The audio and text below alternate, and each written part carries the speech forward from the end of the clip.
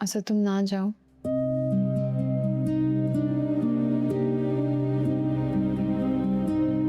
Come on सना, सारी तैयारियां हो चुकी हैं। मैंने पैसे दे दिए, किसी भी टाइम वीजा आता होगा। अमेरिका जाना तो मजाक में ही है।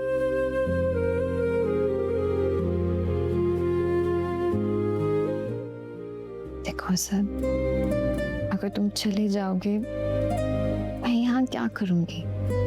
इस घर में तो मुझसे कोई बात तक नहीं करता है। चची का, नायला का जो बिहेवियर है तुम जानते हो। और चाचू चाचू भी मुझसे नाराज हो जाएंगे। देखो, अगर अगर तुम्हें पैसों की मजीद जरूरत है तो मैं अरेंज कर देती हूँ ना, लेकिन प्लीज मत जाओ प्लीज। एक मिनट, अब बात तुमसे नाराज क्यों होंगी? उन्हें कोई हक नहीं है कि तुमसे नाराज हो।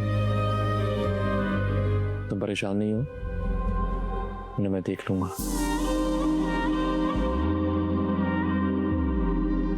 और बहुत जल्द मैं तुम्हें भी अपने पास बुला लूंगा, ठीक है?